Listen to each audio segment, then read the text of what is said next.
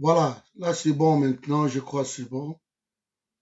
On est bon, merci. Amélie,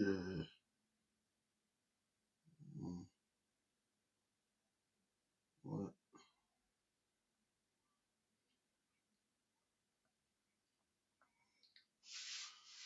Ouais, bonjour, partagez comme d'hab.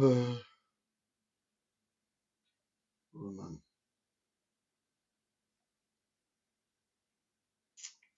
Merci d'être là. Nautiku, merci d'être là, Badeko. Merci de vous partager. Pas ici, je ne sais pas. J'ai manqué.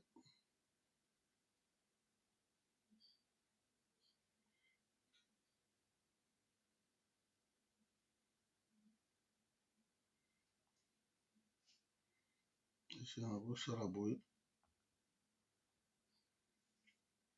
Activer. Non, non, c'est pas ça. Bon, ce n'est pas grave. Merci d'être là, vraiment. Sur mon groupe partagé, c'est une bonne chose aussi. Ça ne dérange pas. Merci. Voilà. Toujours à moi quelques minutes parce que naye kozwa nomination moko awa donc okelo kondo tête bequette na ngai. On est ensemble mon ami. Donc toujours la nomination et que message na ngai inbox eza bourré et pas bandeko na biso ya ba taliban. Donc selon bango quoi. Selon bango ce que vient faire Félix Andoi na ngai bonjour Mutoi.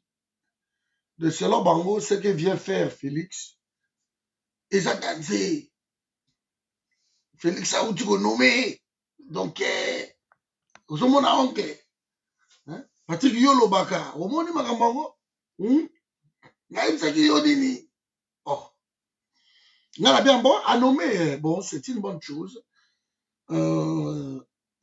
botindelaka no nomination yango oh naye komona balobi yango ti meme na télévision kuna na Kinshasa banome Ebera Kolongeli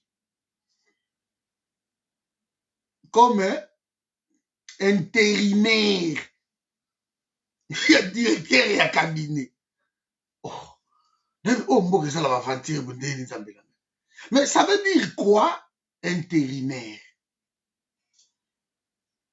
alors Lobby Vital Kamerhe a affirmé devant Mokimbo je suis le directeur du cabinet bandeko est-ce que bokokomisela bango vidéo oyo te bato wana bakota pardon est-ce que bokokomisela bango te moi je travaille quelque part et que nakei vacances pour la raison balobi on a arrêté une seconde donc makambo asoni ndenge wana nakei vacances et c'est normal que pendant 1 mois 2 mois oyo nakosala na vacances poste na ngai ekoki kotikala boye te donc il faut un intérimaire aya d'abord yango nazo explike yango kala na ngai un intérimaire invité bango un intérimaire akoya donc aza remplaçant pendant quelque temps oyo l'indisponibilité ya mokolo place eza avéré être un intérimaire Félix alongoli Vital Kamerhe te Félix a nommé intérimaire donc Ebera Kolongeli azosala musala moko en attendant mukolo nango Vital Kamerhe mukolo bako akitaka ye ou bako kobeta pe une année 2 ans na prison soki abimi azongi arécupérer place na ye. Donc alongoli ye te, alongoli ye te, mais lokolo oza kuna na prison place na yo ezali. Donc Vital Kamerhe ndenge aza wana malgré aza na prison aobanda kozwa salaire na ye ya directeur ya cabinet. Parce que c'est lui le directeur du cabinet ya chef de l'État. C'est Vital Kamerhe. Un intérimaire ne remplace pas un embauché. Quasi place na ye libela. Et ça va remplacement moko temporaire. Pour la période moko boy. Connexion mobulu ndeni bola nangate. Mi clair nanganzinga. Bola nangate. Bandeko pardon pour répondre parce que connexion bano ça ba bêtise la journée et je crois mi clair a eu que connexion go mobulu ka réseau continue je ne sais pas. Est-ce que vous nanga bien s'il vous plaît. S'il vous plaît. Ce bon la nanga go signaler nga que vous nanga très bien ou bien mi clair peut-être connexion c'est pas là ma chérie. Ah c'est bon. Ouais, c'est bon, c'est bon. Donc, oui, mais quand on parle de l'excellence, les amours mon boulot, on nomme quelqu'un d'intérimaire, bozo déranger biso. Bozo bébisla biso matoi. Cordon. Au moins, il a été Félix. Et la personne, dans la réunion, la réunion, mon copain, sur la réunion, sur Zoomer, maman Lisette, et la personne a tellement insisté. Moi, je croyais que ça, ce qui est le Gomoga Malonga. Bon, le cas de la réunion, on a présidé réunion, alors il n'a pas caté. Donc, aïe, Pichou Nangaï, aïe, intérimaire. De intérimaire, tango, Kamerhe ya kobima, place na ezali. Donc, il n'y a personne dans UDPS qui peut remplacer Kamerhe. C'est incroyable. Lobby Kamerhe telemi devant bato. Bande ko est-ce que vous partagez vous benga ba taliban. Tango basolo nanga esili, vacances esili, nazongi, je récupère ma place.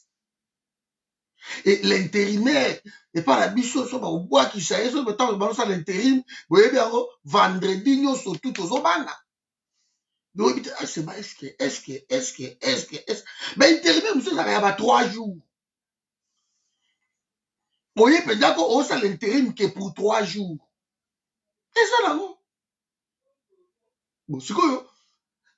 Tout ça dans pays moko Kabila habitué qui biso hein. Tout ça là qui n'a PDG intérimaire comme Carole la Guite bazala qui plein. Ba PDG intérimaire. Quand Félix Otanga va dire makamuna en janvier, ba ministre intérimaire, ba beti 7 mois intérim. Ba premier ministre intérimaire, après ba okende honoraire parce que Congo ba lingi ba mo. Même une journée merci. Tu vas remplacer peu Moutoye, le local va bien que le lo. Même il y a quelques heures. Aux intérimaires. Aux d'importance, moko tie donc Ebéran Kolungele, aux intérimaires. Alors, bandeko na biso ya IDPS, arrêtez de me prendre la tête, s'il vous plaît. Parce que là, on a dans ça direct. Na outi réunion na lembi voix ngoka yango. Mais il fallait quand même parce que vous avez continué, on nomme quelqu'un d'intérimaire, boke koloba yango na ba RTNC. Zambe na ngai. Oui, mais que pays oyo ezozanga excellence. Excellence, c'est ça. Mais parmi moutongo ba nommé ye, na publié le bino batu oyo baza na liste ya dossier ya 100 jours. Ebéran Kolungele aza na kati. Ebéran Kolungele aza na kati. Donc, s'il faut citer batu na dossier wana, Ebera Kolongela qui ressemble. Donc, maintenant, le monsieur est entouré que des voleurs, que des faux, des chécouleurs, des aventuriers. Bato bino bo confier destin à pays bango wana.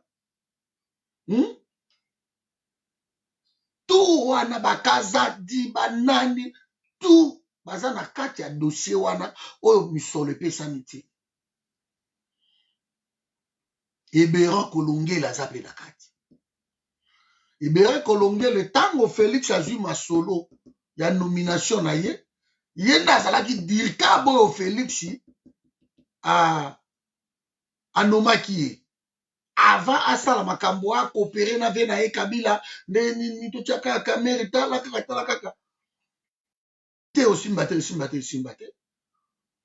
Nde baye kolongola Ebera Kolongela bati ya Dieu ba récupérer ya ko ba je crois dirikaba et kamera a récupéré place ya Ebera Kolongela.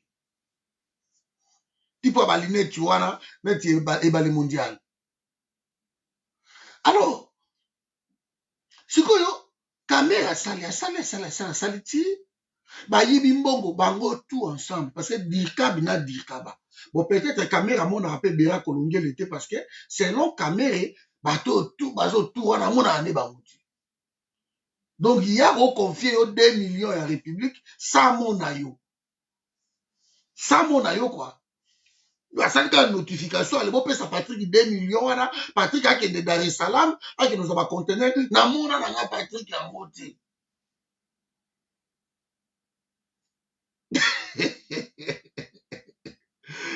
Ebera Kolongela aza na kati ya masolo.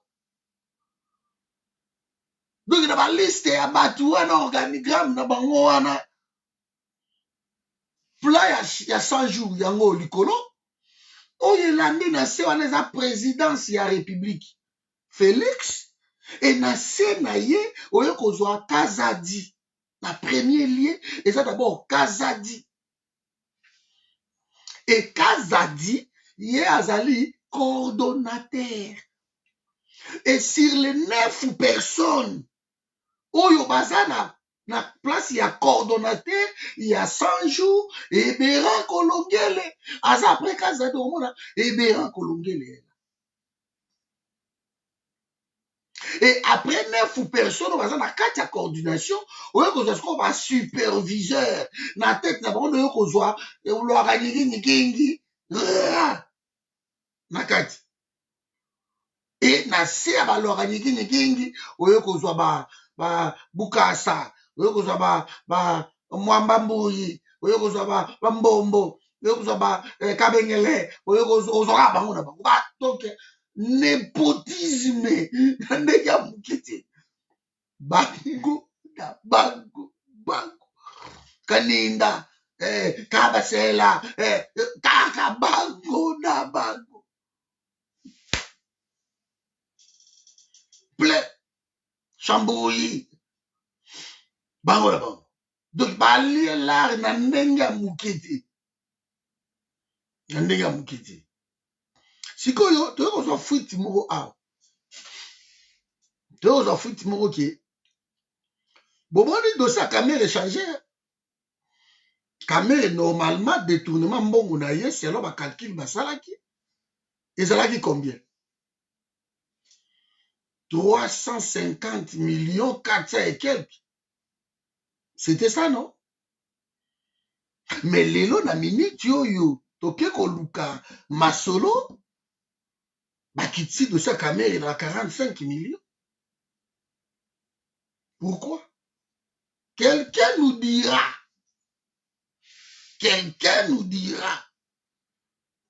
que ba trier ba dossier kuna bazolinga balongola masolo ba 100 jours pour 15 millions et c'est ce qu'on figurait na ba charge ya Kamere. Non.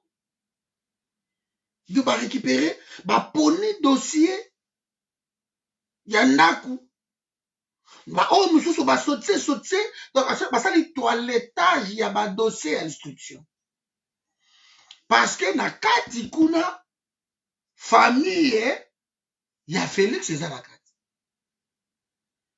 Alors ba épargner famille wana parce que okuta même banyakeru baza na kati okuta mama Marthe pazwaki ya epe mo ba million aza na kati de soki ba meki ke balandela penza dossier wana bien yango la raison pour laquelle ba récupérer ba Ebera Kolongele te bakazadi ba yete parce que dossier eza trié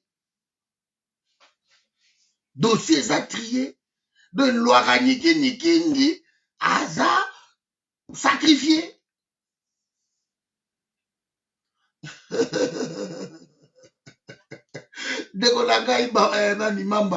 Les choses sont claires. Merci, mais les choses sont claires, Ndekomamba. Quand on fait l'instruction, il y a dossier Mokoboye. Merci Clovis, je veux bien. Merci. Si on sali instruction, le cola, il y a 100 jours. Donc, il n'y aura pas que l'Oakanyiki Nikingi Mokokuna, non. Parce que, toi, la hiérarchie, il y a dossier wana. Vital Kamerhe dépend ou dépendait na Kazadi. Nakosi. Na été seul nakosi ndeko nanga mwamba. On répond na Kamerhe moi bien. Ah. Vital Kamerhe dépendait de Kazadi. De Kazadi, c'est quand on a la sens supérieur à Mokili. Kazadi, il y a un coordonnateur. C'est lui l'entête ya masolo nyoso. Coordonnateur, c'est Kazadi. Vital Kamerhe, selon l'idée à 100 jours, je reste d'abord que Baïba qui va là, Bakende Makambutu. Selon l'idée, il y a 100 jours, Vital Kamerhe azakaka superviseur. Et que superviseur, c'est ça que après coordination, c'est ça li makambo. Et puis si va marcher, et lié va mbongo, et que gauche droite, bah ça le balingi. Et le superviseur est là seulement pour constater, pour vérifier, ah, ça li ah, ça li mais ce n'est pas au superviseur, il y a au dispatcher ma solo. Ah, on a tellement, na forme. La forme est yango. Donc, Loaranyiki Nikingi, Azad superviseur. Il ne pas au-dessus, il y a président de la République. Et encore moins, il y a Kazadi. Il ne peut pas être beaucoup dire Kazadi, parce que Kazadi, c'est son coordonnateur.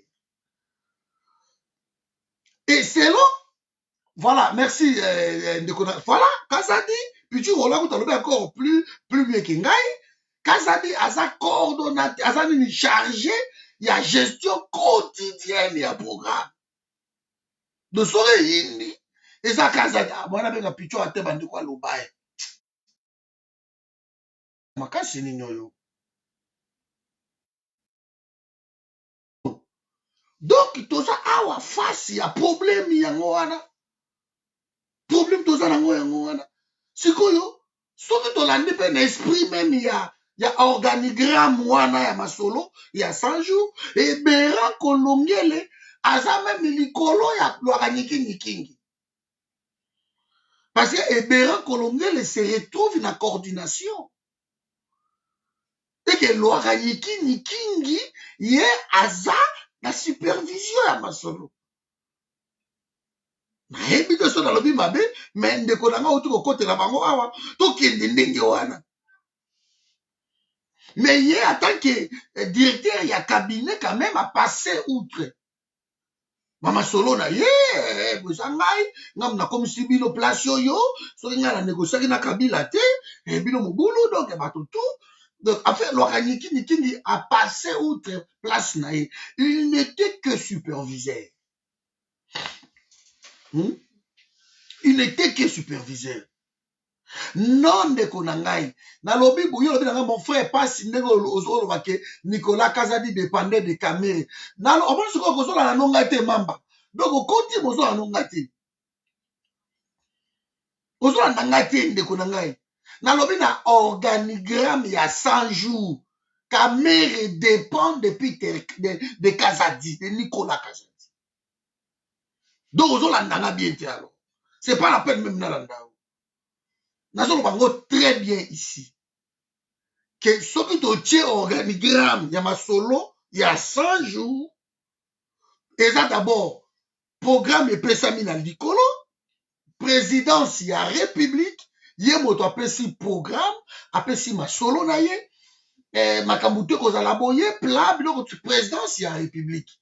Siko présidence ya république apesi dossier wana na mutu oyo akoki kosilisa makambo nyonso tu coordonnateur masolo tu. Eza Kazadi. Et Kazadi aza na 9 personnes na ye. Oyo aponaki bango na coordination wana. Entre autres, Eberan Kolongele.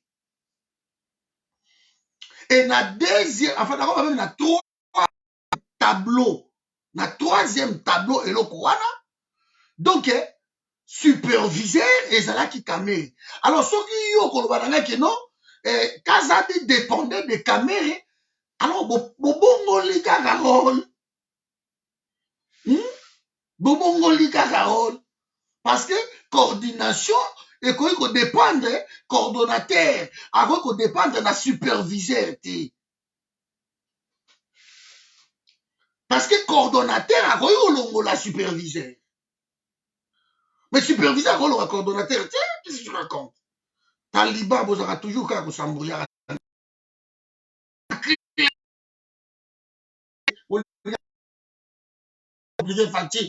Fatigué. Parce que croyant que vous avez mené naïe, vous avez aidé, mais vous avez aidé Félix, vous avez condamné. Mais où sont ces gens-là? Équipe ya Kazadi bango tout baza wapi. Équipe ya Kazadi tout mona bango te. Wapi équipe ya Vital Kamerhe nyonso tout. L'internet il dérange toujours bato babengaka tellement soto bandi masolo, les gens appellent toujours sur la bandi vidéo. Yawe internet il dérange pas la bino, je suis désolé. Bozomona. Donc vous comprenez na te bobomi. Mais surtout respecter esprit wana, il y a coordination wana, il y a lettre wana. Donc Kazadi aza mokonzi ya Lwaranyigi. Je ne parle pas d'ici de directeur ya cabinet. Non, je parle na rôle oyo bato basali na 100 jours. Na rôle ya bato oyo basali ya 100 jours. Parce qu'il faut faire attention à ma poste aussi. Lwaranyigi aza directeur ya cabinet donc privé ya Félix ya. Mais secrétaire général azo konza batutu azali. Moutou a perdre au bâti, petit frère propre. Il y a Emmanuel Ramazan Chagari. C'est lui le patron. Il y a présidence. Le secrétaire général. Nous Taliban, pardon. Ça n'a moi est fort. Oyeba. Ça n'a est fort. Oyeba. Mais on a lobby sur côté. Le problème encore, c'est un bémol là. Kamerhe ne peut pas nommer parce que Kamerhe est un directeur à cabinet. Quand on parle de l'amateurisme, c'est le président de la République qui nomme par le biais de son directeur à cabinet. Kamerhe a nommé Kazadi coordonnateur comment? Et que Yemoko a mis nommé superviseur. Il y a quelque chose qui ne va pas. Il y a quelque chose qui ne va pas. Et puis, azo tchapunoko, azo pesa ba argument moko, ok, aroka sonne après kimi tamsa ofinga. Comment directeur et cabinet a renommé coordonnateur? Ça ne lui revient pas de nommer. Un directeur de cabinet ne nomme pas. Il exécute la nomination, il y a chef naïe. De bon, même présidence, il y a un matérialisme, il y a un loyenge, bon, même présidence, quoi. Nous cherchons l'excellence, mes amis. Il n'y a pas d'excellence chez vous. Directeur de cabinet peut proposer à son président. Parce que directeur, il y a cabinet, il y a émanation, il y a président. Il peut mettre même sa femme. À côté, même moi, Directeur à cabinet ça la politique qui a président, c'est tout. Et le là, politique qui a président, c'est ça qui a koyi bambongo, kobomatu, le directeur de cabinet a appliqué politique, voilà. Caméra, ça les politiques, il y a président naïe. Parce que Caméra a trouvé le programme, il y a Félix qui non, toi bala. Et le col allait directeur, il y a cabinet, il faut toi bala. Il n'a fait qu'appliquer. Il n'a fait qu'appliquer. Parce que ce qui Félix a dit dans le programme, il y a des de moutons ici, là. Babylon, on surtout, ma solo, tu es kende, dossier, nous sauter. Mais, en gars qui déjà dans la caméra, bandi, babouzo, bah, on a le dit, dit, mais bino, bozo, bima, na vision, on a la tché, awa, donc, allez, chiou. À travers le la bangote. Donc, à garder bango, c'est que vision, ya koiba Patrick, na kembo, c'est ça. L'organiki Kingi, Aza la vision, il y a Félix Tshisekedi. Parce qu'ils n'ont pas le programme. Donc arrêtez de m'emmerder pour rien. Que non, Zawana, va nommer professeur Ribérange Colombienne, oui, que l'équipe de général, va nommer, à remplacer Caméré. Mais, à ça, un intérimaire, Félix Azotala Nanou, ce qui Caméré, à cause de la quitter ou pas, parce qu'à ça, nos présomptions d'innocence, la minute où caméra est sous présomption d'innocence.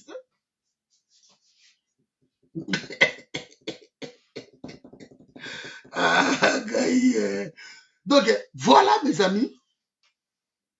Là, on a eu la réaction. Oh, pour la cohésion, c'est une révolution taliban. Bozo Sepela, mena Bouzoba. Donc, vous continuez à vous enfoncer dans des bêtises. Et ça, c'est inquiétant. C'est très inquiétant. Félix, c'est ça, les sous-bêtises. Moi, quand on a chinois, les non. Bah, chinois, bah, expert, chinois, bah, yé, dans le Congo. Mais je n'ai jamais vu, pour la COVID-19, d'un homme qui va son pays comme ça. Dans un coup de film au Angola tout à l'heure. Angola, parce qu'il y a 20 quelques morts seulement. Ceux qui 29 cas, ceux qui n'y Angola. 29 cas, je crois, quelque chose comme ça. Tous les Africains ont compris que Madagascar est PC remède, il y a bien pour les Africains. Et les pays africains, comme ils sont dans Madagascar. Baboy, OMS. Ils ont refusé. Alors, il y a un pays, il y a Bisso, parce que Bisso doit avoir un pays tropical, les pays tropicaux si vous voulez. Et tout ça, il y a un remède dans Bisso. Il y a Kisi na Bisso, Bazamba, Bokoko, Banzete, Makasa wana, Bisso, Mère na Bisso, ko soigner Bisso, ça y est, on a un nenyo wana, au belita Bisso, boui, Mère Azou, Makasa Mora wana, Nikango, Apakoli, boui, eke. Tokola ndenge wana. Alors, Madagascar, ça pays où la plante, ils allaient. Ça les remèdes, c'est bon, ça, c'est pour les pays africains. Et si Madagascar, ça qui a 120, je crois 120 cas, quelque chose comme ça, il n'y a aucun décès. Par exemple, les Wana, qui est bon, na bango wana, et ça coïdé, bato ba confité. On a lieu même assez précipité. Mais quand on a dit que sombaka ba bibembe. Bosombi bibembe, bosombi oyo. Et quand on propose à bateau, ce qu'on dit à 500 balles, on le bakino, aux anani na coronavirus. Et comme ça. Donc ils ont joué sur la famine et le peuple. Que ya kozana 500 balles, ndima kozana na corona, ozino moi 500, ndima ozana ona boye, ozino moi 500. C'est ça maman Karine. Que bembe na bino ekufi, toye to sombi yango, to tira chiyango matiti au 900 et quelques cas. Et 900 et quelques cas, combien de morts? Na Congo, toi, ceux qui 27, ceux qui 29 morts, ceux qui n'y n'ont pas, toye bibi surtout ba mort wana. Baza ya wapi? toyebi bamoko wana ngongolu oyo mpe wana atamboli. J'espère que bokotisa ngo na cadre ya COVID-19 te. Donc quand vous faites ce genre de choses, on se pose des questions si vous êtes là pour le pays. Quel est le fait que pouvoir y a Félix Méméribus? Quel avantage au pouvoir en ayant? Quel est l'avantage? Nous devons soutenir Félix Méméribus. Avantage à Moïsane. Et le gars, tiens. Tu vois, il y a des Chinois, il y a des Congolais. Na Chine, il y a des silité, ils allaient. Ils consomment des chiffres. Corée du Sud, il y a un Fungola qui m'a solo, mais à un moment donné, a bloqué les sous-tout. Là, ils ont plus de 1000 cas. 1000 cas, ngo baza wapi. Ya biso pe bazara na bango na ba respirateur ti. Likamba okam. Ya biso ezalaka ndenge batie bango na parler moko boy. Ba ozela bilo ya kolia. Ba kote interna. Président yebo nani bino. Ah président biso to kota ka me to lia kamba moko bato bana coronavirus. Oto bona bato bako respirer na badini na batie bango na libumu moyen te mais na Congo babino bana balcon comme président biso ya mobulu tolia te tolega moga abole monde mbala monde mais indien yo lo ba ike bazo ya 3 fois oui monsieur le président bazo ya tout mais bino ba ya 3 fois te oh non bato bana coronavirus ba discuter na président de la République. Comment biso tokoki kondima keno corona eza na pays wana nde bato bamona tellement baventure eleki ko président bazodiscute na indien mais indien yo mpe balobaki keno il faut quand même opesa ngo biloko 3 fois. Ah, mais monsieur le président bazolia 3 fois. Ah, mais bazolia 3 fois nde nini bango oyo bata corona yango bango oyo bazoloba keno bazolia kaka une fois kaka indien makambo di est ce que indien alobi ote président boye na balcon président ok c'est bon hein na qui tokotala yango comme ça bandoli à 3 fois. Voilà niveau ya baventure ya bajanga wana boke kosomba ba bibembe soko comment les gens vont croire non coronavirus et ça faisait la coucou au président au solo bon respirateur exact bato e ko bika ndenge éviter de bozo pesa ba chiffre moko alarmiste inutilement pour na bo justifier mbongo na bino bozwaki yango. Et puis coronavirus ezopesa nzala te mais seulement Françoise ezobungisa kutu goût ya biloko ya kolia mais ba corona na biso loki mokate ya danger bazo réclamer faut badolia à 3 fois par jour mais ba na coronavirus.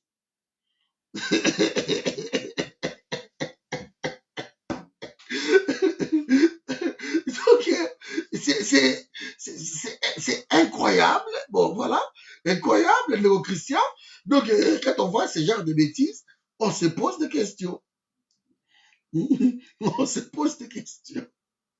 Ah, voilà ma dégonanga. Donc c'était justement réaction moko ya chaud face à nomination là ya professeur na bango Eberange Kolengele ba nommé na Félix ali batali ba bavimbisi nga mutu ok aza na ye intérimaire. Donc Vital Kamerhe ndenge aza kuna soki asilisi abimi na ya récupérer place na ye. Donc soki me ba libérer ye sous caution ou ba libérer Vital Kamerhe sous nini abenga sous liberté provisoire conditionnelle mais il va récupérer sa place. Malgré que bon qui mate Congo bon vandara wana ko bouger te mais Kamerhe récupérera sa place. Il va récupérer sa place parce que Aza intérimaire de Ebera Aza intérimaire de temps au Kamerhe Goya.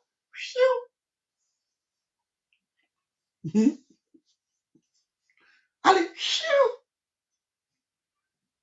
balongoli Kamerhe, balongoli Ebera babi mais non, tu étais intérimaire, Mukolo yo babi monsieur quand même moi liberté moko provisoire. Donc il faut récupérer place là. Voilà. De Kamerhe Maga Ibi Maga Aza na prison kuna. Mais c'est lui le directeur ya Kabila. C'est un intérimaire à remplacer Mbouché. Félix, il fallait d'abord à suspendre, à longola à Kamere, à démettre mbala moko, à démettre et à économiser Bera Kolongele. Il fallait à la désordonnance. Il fallait à la désordonnance. Première ordonnance, bataille d'abord, qui est vers le président de la République, vu la loi, allez, la révocation, Vital Kamere, loi Kaniki, ok. Après, bonjour, Moussoussou, toujours le président de la République, vu l'urgence, vu les bouts, décide de nommer Ebéran Kolongele. Et les a propre. Nengana le cas dans le lobby, enfin. Nommé balongoli quand même un organiki nikingi. Mais, moi, les camotes parce que botambo laka toujours na buzopa. Bah, si bino pouvoir wana boyiba ki yango, et lo kwa moyibi, ezaka toujours ndenge wana. Remettez à Fayou le pouvoir. Fayou le pas ebi que non, bah, pouvoir boité na kobondela. Donc, il faut qu'on lougelo au moussousou. Il faut organiser la moussousou pour récupérer le pouvoir wana. Parce que sur les agamara marobondela, ma conférence, ma nini, aux angote. Dans le niveau est comme il faut arracher un mot. Il faut violence. Ce qui peut bien bolobi de sans violence. Et tiens, tu sais que sans violence, tiens, Kenda na bolondo, il y a Kenda. Tu tiens Kenda, tu n'as jamais pour récupérer le pouvoir. Parce que ça ne va pas que ça est l'autre côté. Donc, nous sommes sans violence. Nous allons partir comme ça. Mais voilà. Sans violence, titi, vieux titi, avec tout le monde grâce, au bout de la tamboli. Alors, après, on a eu le courage de ngai, mais, viens jouer à mon mabé. Yango moni vieille wana akenda bosa asimba masolo. Donc soki toye na makamba ba buzoba ya ba sans violence on est total la kaka mindele to kende bobulu. Juriste wana na ebisio Gauthier et ande likamba okam. Juriste na biso ya za juriste. Yango sko yo ndongo zo lekawa ozo ba makamba bo za juriste. Ngai pena na ye na Congo na ju dossier na ngai na confier yo. Bête la ngai ma vice de procédure. Juriste, il y a Congo donc c'est Kamere qui a nommé directeur du cabinet quoi a nommé voilà la carte il y a Imasa est-ce que loi est le bien juriste ouais ça m'entend même vraiment que ma classe a bébé la Congo ya solo mais si bon va singana pour ngana muta Kamere bah tu te trompes yo mais c'est le juriste là ngai soki nai mais Kamere écoute toi même babomi écoute dans un content. Alors, on a lobby, on se comprend des cacatés. Donc, type yo, Mamba Rachid, de fois, quand il dirait que à ça, juriste, pas comprendre de l'autre. Ou, la rose à la masse à la gâte, je ne passe pas à ça la liste amis. Et ça, quand bateau, quand il belé, dans le yé de yo. Bon, on ne pas condamner Kamere. Mais Kamere, il y a contribuable. Non, tu dis que tu discours musclé. Il n'est pas condamné que tu Kamere, il faut pendre. C'est quelqu'un de très dangereux. Moi, je n'ai jamais aimé Kamere. La vie d'un gars, la Kamere. C'est quelqu'un de très dangereux. Le type où a dans le biloko, sur la forum à Togo de la Kamere. Oh. Alors, c'est.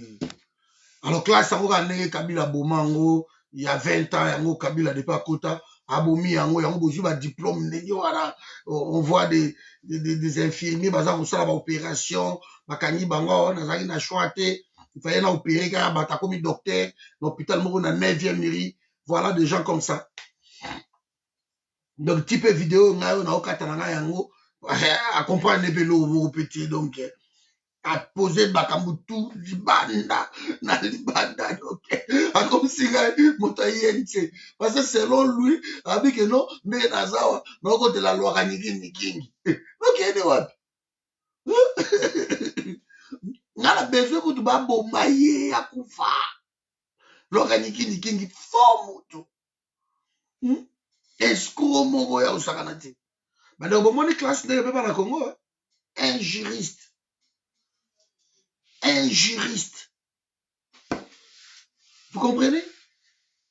C'est incroyable. Hein? Donc, ce juriste doit comprendre que un Congolais lambda, encore, voilà, bandeko na nga na tiki bino awa. Ah, mais non, moi, j'insulte personne. Ici, on n'insulte pas. C'est toi qui t'es présenté au logo aux juristes, aux comprendre ma kamboulé kamiso. Alors, on a la roka, moi, qui, ma kamboulé lobby, oyo, sur le lobby qui nous aux juristes, et moi, je suis un peu dubitatif. Donc, voilà, j'ai le droit de douter. J'ai le droit de douter. Hein. Je n'insulte pas. Là, ici, là, on va faire, mon frère. Je n'insulte pas. C'est tant que y a l'esprit juriste. C'est vraiment, ça m'étonne beaucoup. Et c'est la forme bisofinga. Tozolobela makambo eza nzela yo ozobiba ozokende oh non yozobisa biso kamere ye nde moto anomaki nani ngai na biso na bi ekosalama te kamere anome ye ekosalama te adome kazadi non kamere aza directeur ya cabinet akoki konome te c'est le chef de l'état qui nomme son coordonnateur ndenge anoma kamere ndenge anome bango tu amokeleka na cadre yanke banini ngalo ndenge wana mais la loi eza boye te na forme bokobeta entre biso mais na fond juriste atalaka fond et forme nazokende bakote wana parce que na hiérarchie wana oyo batangi wana présidence ya république d'abord parce que c'est lui l'initiateur il y a 100 jours c'est lui mais après il y a les coordonnateurs il y a 100 jours et le coordonnateur il y a 100 jours zanani soki tolandi esprit ya lettre oyo ebimi wana mais c'est le juriste donc c'est kutu Nicolas Razadji nde akoki konome Kamere comme superviseur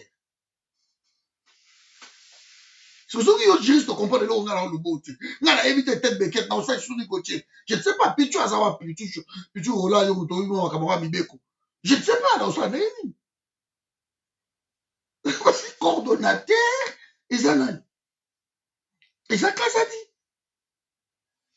donc numéro 2 na histoire oyo eza Kazadi eza Kamere te eza Kazadi na 9 personnes na ye wana baforme coordination ya 5 chantiers soki 100 jours wana c'est lui d'abord Kazadi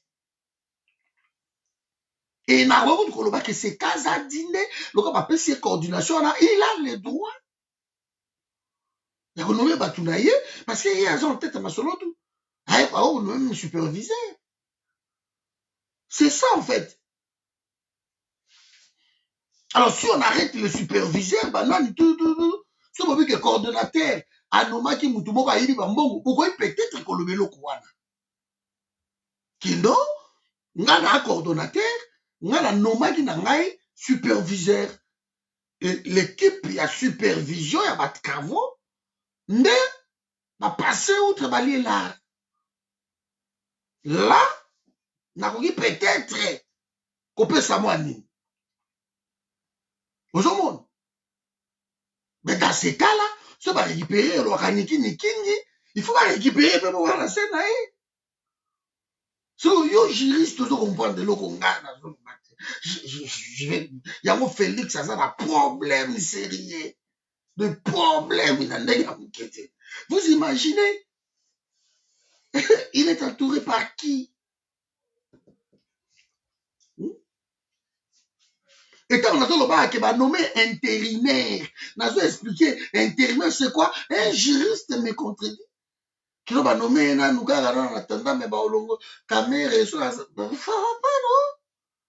et Bérange aza intérimaire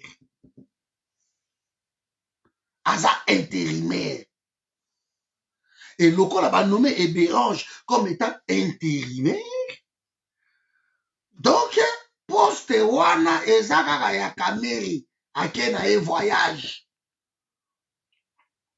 ake vacances soki azongi na voyage na ye na vacances na ye il récupère son dircap azwi place na ye C'est tout. C'est tout. Vous savez qu'on passait où tu Gauthier, où tu as posé question qui tombe. C'est tout un directeur à cabinet à Félix. Ah, ça même pas directeur à cabinet, il y a président, il y a Félix, c'est son directeur à lui. Moi, selon nous, de Félix est entouré que de faux. Mais nous, on a le vrai. Je suis dans le vrai. C'est vrai. Félix est entouré na bino bato amabe. Bato bozo comprendre. Oh ben ilunkamba ndeko nanga mabele ya bakoko. Tolobela ilunkamba nini yango. C'est un vieux fainéant. Quel est son rôle même? Cet ilunkamba là, il fait quoi? Hein? C'est un fainéant. Bacha yo wanaka pona ko freiner masolo, c'est tout. Ilunkamba bona ka même mabimi akei ko visiter loko moko baketambola ka ilunkamba vous le voyez même. C'est un vieux fainéant. Akufa ta msusi malobi. Ilunkamba wana nga vraiment na vandi na zolo bele ilunkamba. OK ni. C'est là que vous avez ilunkamba. Hein? C'est un vieux fainéant, un vieux un parvenu, un vieux, comment je vais dire, un incompétent, hein? Un voleur aussi. Ilunkamba, quel est son bilan à SNCC? 8 ans impayé. T'es à mon côté. Etika baki bola wana ekendaka so omoni te ezokende babaki ngasani babasina kuna babatetemoni bobi mais c'est quoi ça toi na fula ou bien ki malumalu beni eza bailunkamba babila na bango chemin de fer ekufa babongisaka yango te banzela noki na parlons même pas eza bailunkamba mon frère ye moto babeta bakope na bamatata mponyo mpo baya na batrain oyo ekufe bopa bato ba 1970 bato ebomai bato na bakatanga kuna eza bailunkamba wana po azalaki PDG. Félix a récupéré ilunkamba nde bayi mugabe national baye kotia ye na nini na premier ministre kuna ilunkamba mwana ya oti kokufa so bauti kosacrifie mwana ye wana parce que balobi ke pa garder ka place wana. Donc en fait l'équipe que Kabila a monté autour ya Félix eza équipe moko ke bako réussir te. Les équipes oyo eye mpona koéchouer notolanda ati zando yango wana babuki zando bayibi tu badepo babiloka bato babuki tu. Donc les équipes moko keno ekoéchouer nango. Alors vous qui attendez que non Fachi akosala leur Fachi béton Fachi manzanza Fachi mapapu association botondi nango ebokele association tout à fait ça quelque chose. Voilà mes amis, na tiki bino awa donc na répondre bandeko oyo bourré nga tellement na makelele que non Félix a nommé non na tiki juriste wana na tiki yese eza marato yango na lobi bato lokola bango ba juriste donc moto aboye même nga na juriste te la termina ye ozala mwa mobulu même bana ba G1 na droit bayebi babiloko bazolobola. Je passe. Voilà mes amis, donc Nzamba Pambola Bino, bonne soirée. Est-ce que vous avez ma question, Yasuka? C'est quoi être un intérimaire? Perdu d'avance, Narcisse Bola. Perdu. C'est quoi être un intérimaire? Je ne sais pas, mais on a répondre juste à. C'est quoi être un intérimaire? Ça, c'est la question que je me suis posée. Intérimaire. Les amis. Merci. Après, coach, on va caméra qui est na bolondo. Total. Bêtise sur bêtise. un train intérimaire là-dessus. Bozola musangai na bakanda na ngai kingo esala nga pasi pona ya kota nomination intérimaire. Oh, comme si Kamere va remplacer Konaté. Donc Kabila a dit non, il reste là, c'est lui le directeur. De Kabila a dit ça Moussa Félix. Donc on a vu un mouvement la maraboto ça regarde normal. Donc ça regarde normal quoi. C'est incroyable hein. Donc bah Taliban, na Talibani, bah mon arrive makambu tout et ça normal. De Félix Nago, asambwe dora baba ko sambwa ko sambwa siko ya bien ya bangala baba bo sambulu na ndenge ya muketi e lwaka nyikingi tango atelemi lobi bako tuna ye abi je suis le DIRCAB, je suis le directeur du cabinet. Oui, la telle a dit où on peut trouver ça au Congo. Voilà ça ba kai niki ya Congo de un DIRCAB azarane na boloko. Le quoi comme c'est déjà un mois parce que je crois le 8. Hein, le 8 avril, Nelo Nikingi à Québec. Donc un mois, na eu pour salaire na eu DIRCAB. Parce qu'il est DIRCAB, il doit être payé. Salaire na eu les kaki. C'est n'importe quoi. Et puis la Talibanie, parce qu'on est normal quoi. Surtout parce que Azana nous présumé innocent et bon Zelana nous. Ça va tout. Mawa, Yako Moniko. Merci maman. Elle intérimaire, maman n'a pas répondu. Abi c'est quelqu'un. Voilà maman Françoise Bakouen. Ma yela date. Quelqu'un qui remplace un employé qui est en congé ou indisponibilité pendant son absence. Ça sert à rien qu'on a dans inbox parce que au relais ça n'a pas ça sert à rien. Na déjà na soki boza soki 500 kuna inbox na ngo bambuyanga. Ça sert à rien qu'on a regina ba kisote au kito na ko bloquer yo. Kokota kutu inbox na ngate parce que loba wa batutu baza balanda. Ça sert à rien. Ça sert à rien qu'on ait la mission makambu ya ba inbox. Kuna pona comprendre ngate. Na tuna ki mususu awa taliba moko wa blandinga makelele.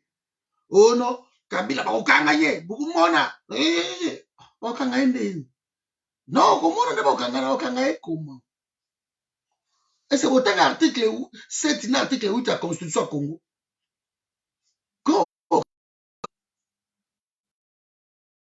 Oh non, on est rien, bukumona. On a esprit moko ya makelele. Bomoni mukuna alo ba isusu. Na tsa bino ate. Mukuna alo ba ni. Tant on pas qu'il y a il faut soutenir Kakaye. Mais c'est incroyable. L'article 7-8 et le bien clair et la constitution. Ne le cas, vous comprendre, parce que expliquer bino talibani, vous n'avez rien pour comprendre. Vous, les bétonistes, vous savez, la bino ya moi.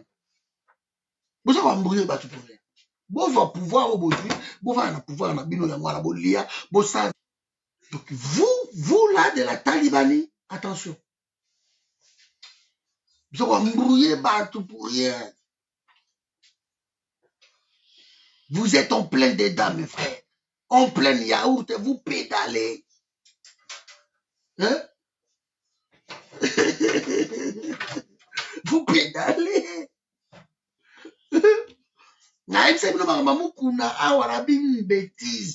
La loi lui interdit. Tant qu'il déposer plainte, il n'a plus le droit de commenter l'instruction en cours. Il s'est muselé.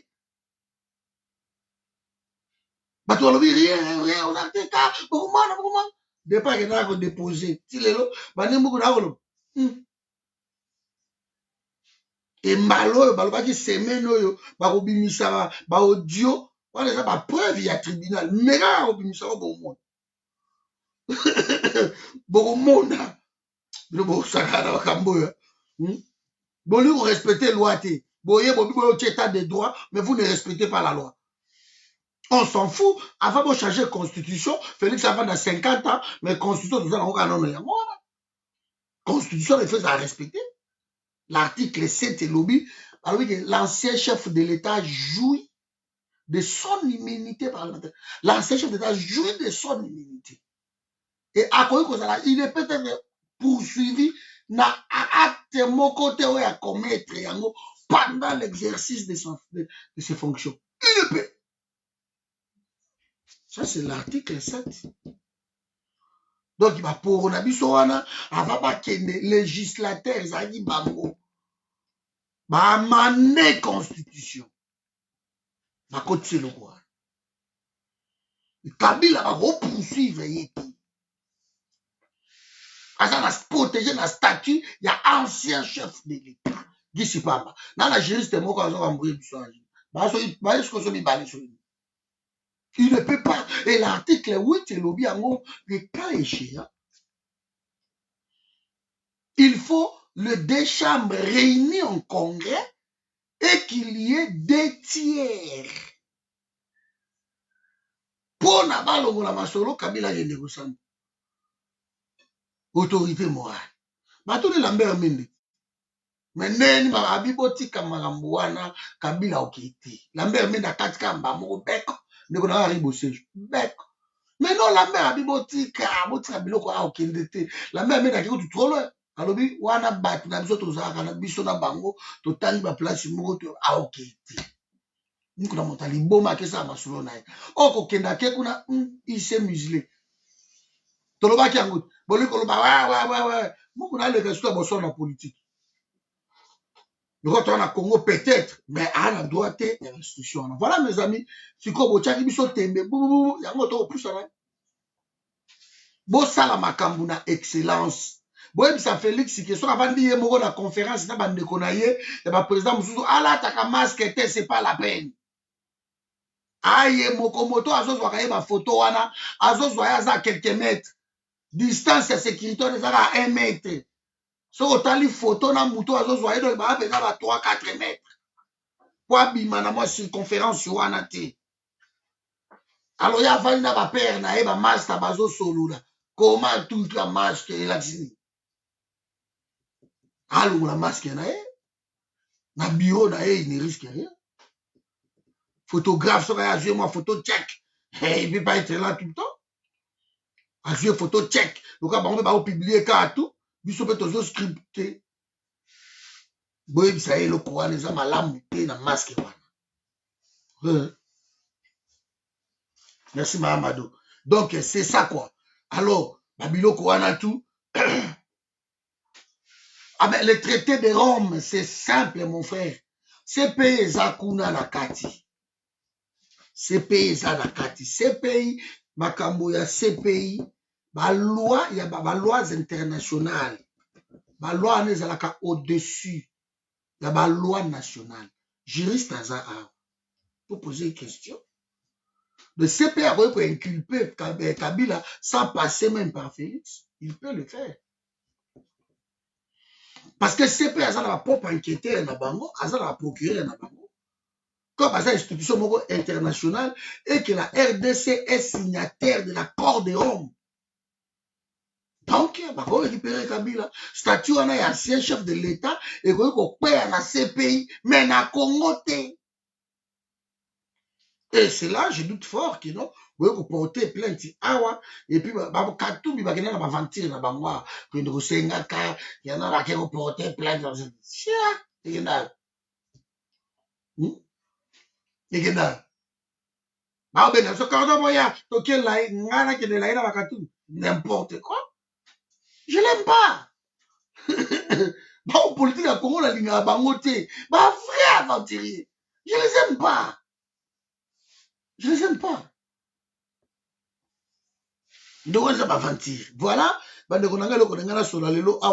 Donc, Bérange Kolongele a remplacé Loaraniki Nikingite. Azaka intérimaire naïe. Azaka temporaire. Donc, tant que Loaraniki Nikingi a Kobima a récupéré ma solo naïe. C'est aussi simple que ça.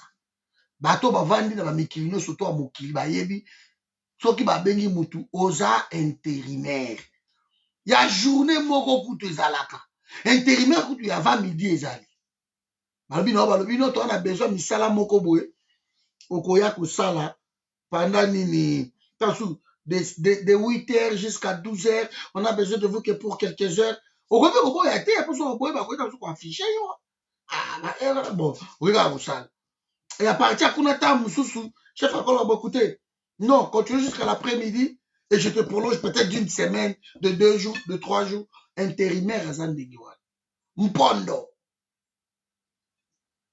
donc osali après mokolo ntanga kozonga autaki na ye vacances aye ata obomaki nzoto ata osalaki ndenge nini ata non tu as bien travaillé vraiment nous sommes contents tout vendredi wana boye rien fait une mission monsieur nabengaki déjà agence na yo merci intérimaire eza ndenge wana donc eberange kolongele lelo boleki ntina rtmc bosigne intérimaire n'importe quoi. Alors vous venez nous parler ici, fatigue, et journal na bango bato comment Vital Félix, je crois Félix Hiver ceux qui a enclenché Félix a enclenché je crois c'est quoi encore j'ai entendu enclenché ceux qui procédure pour na kolongola Vital Kamerhe donc pour na Félix a longola Vital Kamerhe. Donc, il faut enclencher procédure. Alors que Vital Kamerhe, c'est juste un administratif. Il va y la simple lettre, mais il faut enclencher procédure. Quelle procédure? Ndeko nanga mabele ya bakoko. Sauf que vraiment, ça mabele ya bakoko. Alors, c'est que tu n'as pas compris même le combo oyochi. Pourquoi tu es aussi négatif? Mais non, mais arrêtez. Tolingi makambo esalama na excellence na propre. Koloba ya mukuna ezalaki makelele. Mais maintenant kake ko porter plainte ou ko aboutir na rien. Parce que nous sommes au Congo, mon frère. Kabila est protégé par la loi. Il fallait qu'on tangue article 7, article 8 de la Constitution. Tu comprends que tout le ça n'a pas plaisir tant beaucoup de direct. Toi, M. Rabino, que c'est bien, ça lit quand même bien. On n'a pas besoin de ça. On n'a pas besoin de tâtonner, on veut être pragmatique. On a besoin de l'excellence. On a besoin de quand vous faites des choses, il faut faire les choses bien. Il faut faire les choses bien. En sachant qu'étant on peut déposer plainte contre Moutouana, tu n'as plus le droit parce que les instructions sont en cours. Il faut que les choses soient en bazouzi. Les journalistes étaient au la beauté, au commentaire à faire en cours, c'est ça la loi. Parce que ce lobby en gros, lobby qui est non, toi, ma bête, toi, négatif. Mais il faut tout le bayango parce que bon ça la makambo malamu. Vraiment. Madagascar, il y a un pays, un pays tout, l'Afrique, on va stabiliser, et pas la biso, bo somba, ba bibembe, et pas la biso, bo ki ben sous ba chinois, ba ya, ba expert, ba osani. Chine, ils ont combien de morts? États-Unis, sur quoi on a été sorti, on a sorti 75, sur 80 000 morts. Ba ben, ba chinois. Nous pensons qu'il y a 27 on a tout on va couper tout autour du tango on comptabiliser bango nyo surtout ce ne sont pas morts ya nini ya corona yo yebi yango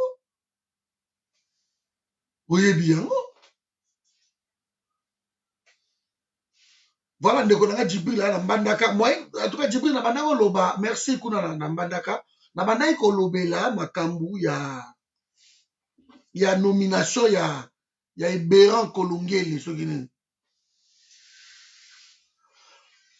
Il fallait toujours, mon frère, Oebi, Congo, et ça, merci Philippe pour la question.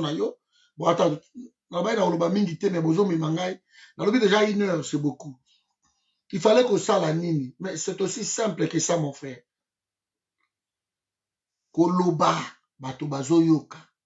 Ils ont remonté bato mutu. Si koyo qu'il est muselé. kuna siko na tribunal wana parce que Montesquieu aloba yango. Montesquieu mon frère, juriste aza ifaye ba Montesquieu. Montesquieu aloba calendrier ya justice et dépendaka na horloge na yango moko. Donc egui na biso ndenge balukaka gauche gauche gauche et dépendaka na yango te. Donc justice eza na horloge na yango moko. Donc ndenge ake ko porter plainte kuna siko ezo dépendre lisu na muku na teke mais bon convoqué été Kabila eza procédure. D'abord Kabila il faut deux chambres ezala réunis na congrès pour na balongola immunité na ye. Bako sambisa ye boete bako convoqué okete il faut immunité na ye elongwa. Siko deux chambres yango banani baza kuna na kati. Toza na Tambwe Mwamba na 90% ya Sénat eza na maboko Kabila.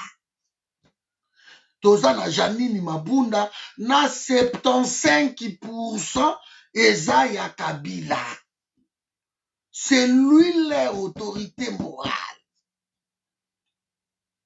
Soko yebite ke na kinga kati wana Kabila tanga basala la convocation na ye, il se retrouve na ba juge, na ba avocat, na ba nani corps wana nyonso tout. Kabila za autorité morale na bango. Donc, ils ont moins Moboulou. Parce qu'ils ont commis de beuvis. Alors que, ce qu'on va dire, la parapluie, va simbi boy. N'a pas parapluie, on les obomba. Ils ont Kabila obomba bango tout. Mais nzete wana. Nzete wana, eza Kabila. Eza baba vie wana. Donc, ceux qui ba vie wana, ba simbi Kabila boete, pour abomba bango. Soki bango ba longoli nzete wana Kabila kwe na bango na ba nzete na yebite soki toko expliquer yango na mnoko nini na yebite na beta yango na kipindi ou na beta so no po comprendre parce que bozo comprendre te. Je suis aussi clair que ça. Na bango na kimongo na bango na kikongo na kiswahili je ne sais pas. Parce que on a lingala, la français pour comprendre te, parce que bozo tanga peu ba texte, mais bozo comprendre te. Bo vandi l'esprit à lettre. La lettre tue. Lettre. Bo va l'esprit voilà, mais bozo comprendre te. Donc mukuna tanga ke ko déposer ndeko fili. Merci pour la question na yo. Quand il est parti déposer, c'était une bêtise grave. Parce que makelelo ya bandaki kotiaka aleka wa lopa wa mata wa chapo et c'était bien pour la peuple.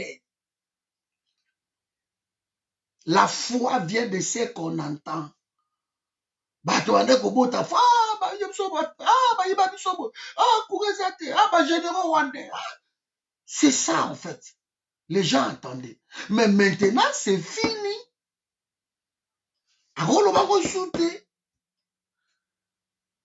Et côté kuna, ceux qui batouana va décider, bon, écoutez, il faut passer la demande na bango, na justice kuna, et pas à Kabila, et na assemblée, pour avoir levé immunité à Kabila. Ce qu'on appelle Sabine Loko Moko du Soussou. Oh, ça simple, tant que ça pas aussi sa vidéo, oh. Dans le bas, moi, je crois, il y a 2 jours ou quelque chose comme ça. Donc, on va me poser ma question. Toza na instruction en cours. Ok. Balongoli immunité ya Kabila. C'est bien. Kabila akena bavoka na ye bake kusamba. Maintenant, ils vont demander des preuves.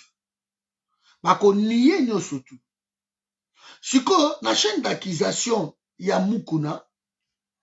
Mukuna atie 450 morts ya Maluku. Atie Kamwena Sampu. Atie ba mort ba Bundu Jakongo. A Shebea, Amatungulu, bah aussi, Bangotu. Le juge ordonnera l'exhumation du corps. Il ne suffit pas seulement d'exhumer. Je reste dans Maluku. Bakeko exhumer 450 morts à Maluku. Le médecin légiste les rend étrangers. Il faut l'identification à ma mort et établir ma cause oyo bakufi. Ça peut prendre combien de temps? Ville et Congo, nous avons ni ba matériel, ni na biloko wana. Si je reste que dans Maluku, l'identification de 450 personnes et bakufi na nini, ça veut dire 5 ans, 10 ans. Ça veut dire 5 ans. Mukunda n'a pas le droit de parler pendant 5 ans wana parce que le dossier est en cours. Maintenant, il faut dépêcher les gens. Nakasai, banqueteur, médecin, banani, kuna toza plus de 3000 et quelques morts na kamwe nasa. So ba 5000 nzambe moko ayebi. Il faut ba exhumer bango. Il faut pas poser une identification na bango et ba expliquer ba cause oyo ba kufeli. So que 8 ans, mukuna na instruction en cours. Nazongi siko juriste ozokanga nazongi sikoyo na bundu dia mayala bakufaka au moins 5000 bundu diako babexime ba donc affaire oyo ekoki kokende même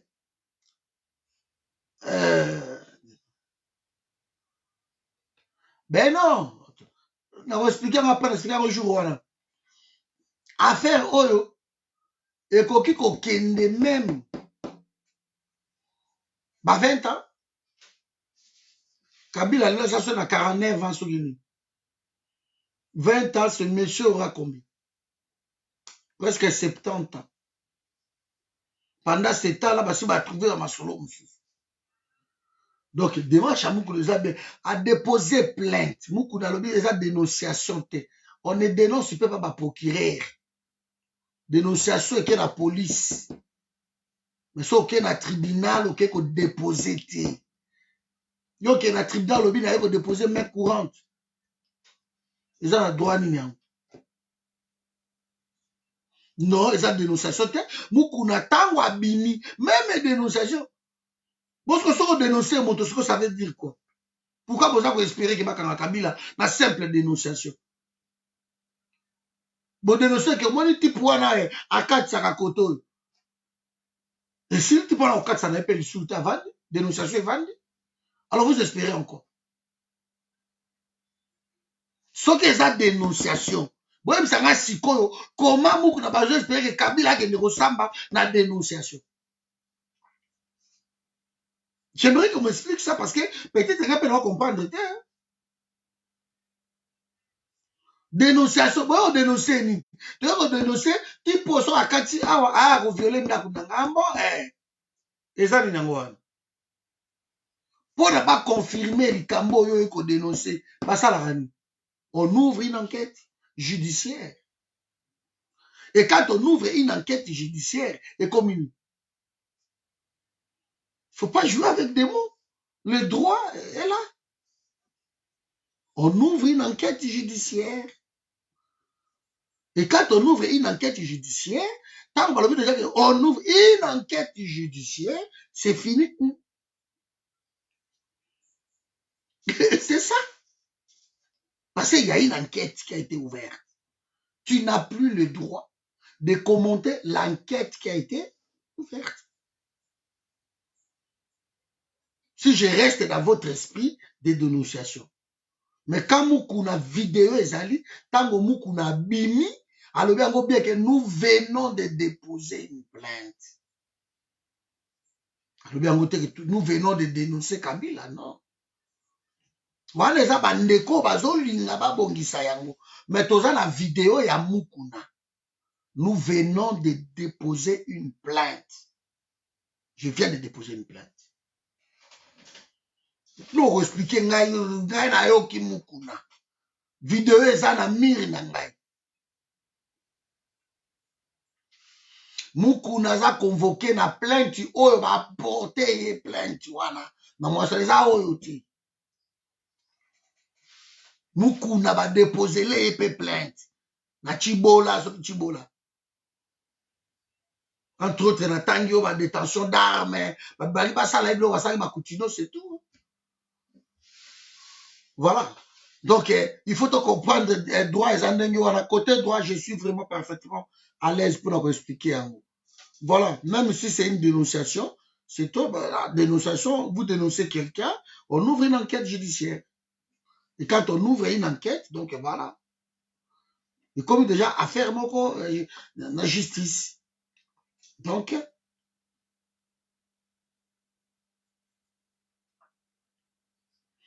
ben il faut constituer un dossier mon frère. Pour la refonder la CPI déjà il y a rapport au mapping des anangos d'internet vous retrouvez yango. Mais moi je trouve que tout ça est encore bêtise parce que ce boyo refunda Kabila na CPI ça Kabila loko tsa. CPI quand Kabila ils ont besoin de refunda ete.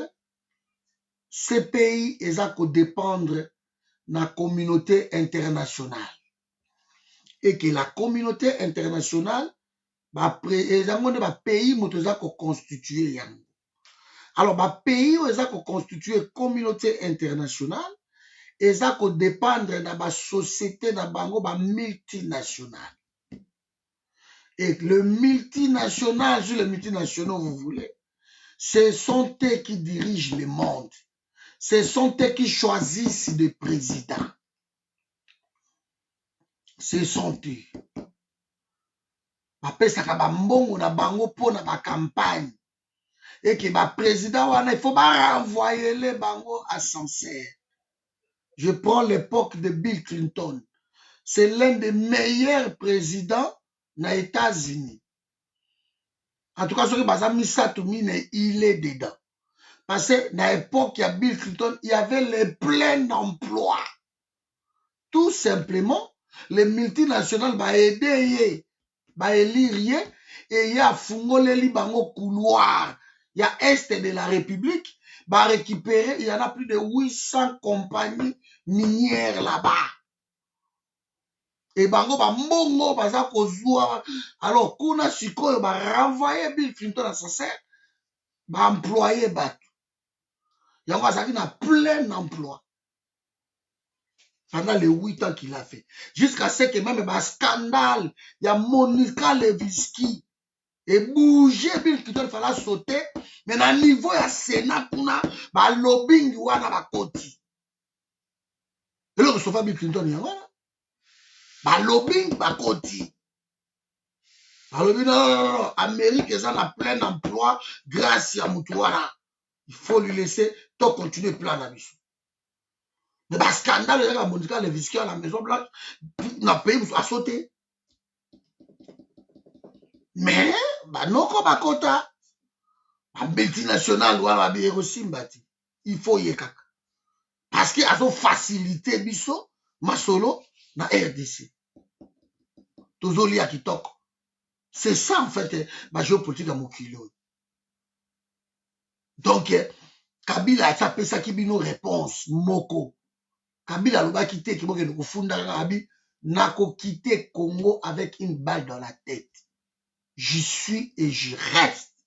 Tango au moins na soso avimbi na nzungu, maman na ya zarawa. De Kabila tango ba bêtise wana boui.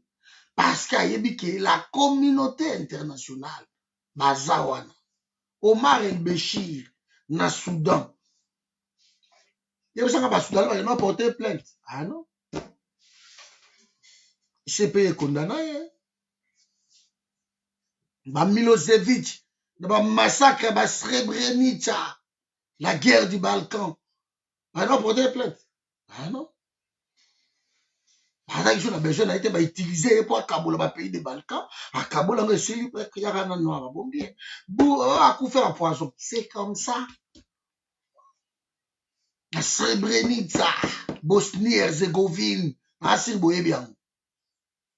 Histoire à mokili eza na mwa mutu bomono. Souka. Donc il fait ça, attention, c'est pas la modestie, hein,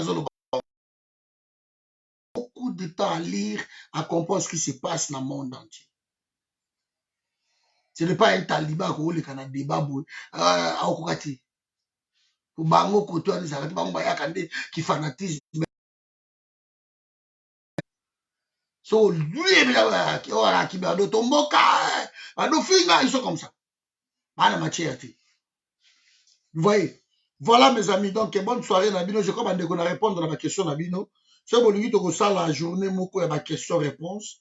Qui non voilà ma question tout les autres préoccupés bisogno surtout parce que j'apprends beaucoup de vous, hein. J'apprends aussi beaucoup de vous. Ma question oyo les autres déranger tout le monde. Voilà donc hein, c'est bon quoi.